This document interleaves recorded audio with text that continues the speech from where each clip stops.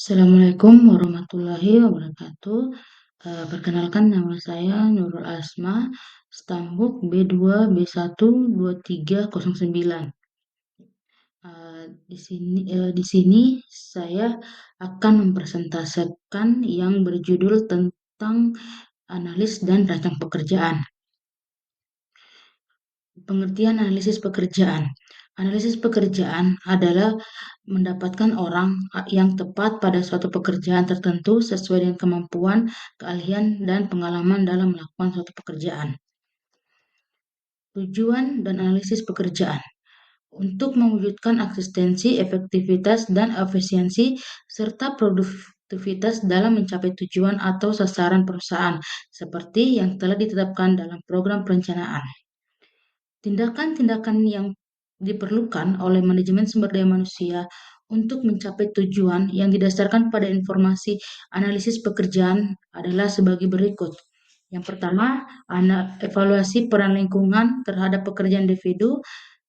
Kaji kembali kemungkinan ada persyaratan kerja yang asing, ciptakan peraturan yang dapat menguntungkan semua pihak, sesuaikan antara jumlah pelamar dan pekerjaan yang tersedia, hanya rancang kebutuhan pendidikan dan pelatihan untuk karyawan baru maupun karyawan yang sudah berpengalaman.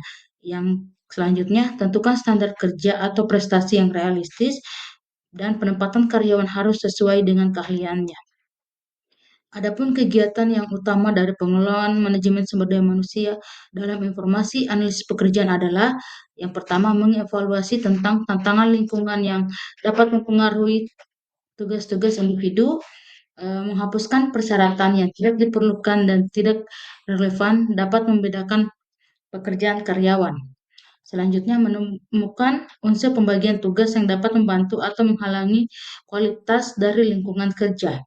Selanjutnya, merencanakan persyaratan bagi Departemen Sumber Daya Manusia mendatang dan sebagai penghubung dan kontrol antar pelamar pekerjaan dan pembuka lowongan pekerjaan dan menentukan materi pendidikan dan pelatihan yang dibutuhkan. Kegunaan analisis pekerjaan adalah yang pertama, perencanaan dan pengadaan sumber daya manusia, rekrutmen dan seleksi sumber daya manusia, orientasi, penempatan, pelatihan, dan pengembangan karir, peraturan kompensasi imbalan atau reward, penilaian kinerja, konseling, bimbingan, dan penyuluhan, membantu merevisi organisasi jika diperlukan, memperbaiki aliran kerja, dan pengaturan penjenjangan, dan memberikan data sebagai fungsi pengaturan dan aturan komunikasi. Ada beberapa metode pengumpulan data seperti pengamatan, wawancara, daftar pertanyaan, dan catatan harian pekerjaan karyawan. Suatu analisis pekerjaan yang baik harus memenuhi kriteria sebagai berikut. Yang pertama, menghasilkan suatu deskripsi tugas yang jelas, frekuensi dan pentingnya tugas perilaku harus ditaksir, dan harus mempertimbangkan suatu penilaian akurat mengenai pengetahuan, keterampilan, kemampuan, dan karakteristik lain yang diperlukan dalam pekerjaan. Dan harus menghasilkan informasi tentang hubungan antar tugas-tugas pekerjaan dengan pengetahuan, keterampilan, kemampuan, dan karakteristik lain untuk masing-masing tugas pekerjaan. Rancangan pekerjaan. Dalam merancang suatu pekerjaan hendaknya memperhatikan hubungan antara teknologi dengan manusia. Selain itu juga harus dapat memfasilitasi pencapaian tujuan perusahaan serta mengetahui kapasitas dan kebutuhan karyawan dalam melaksanakan pekerjaan tersebut. Dalam rancangan pekerjaan, ada 3 hal penting harus diperhatikan. Yang pertama, rancangan harus mencerminkan pemenuhan tuntutan lingkungan. Yang kedua, mencapai hasil dan kepuasan pekerja yang maksimal. Yang ketiga, para pelaksana harus mampu berperan sebagai umpan balik. Faktor-faktor yang mempengaruhi rancangan pekerjaan, yaitu faktor organisasi, faktor lingkungan, dan faktor perilaku.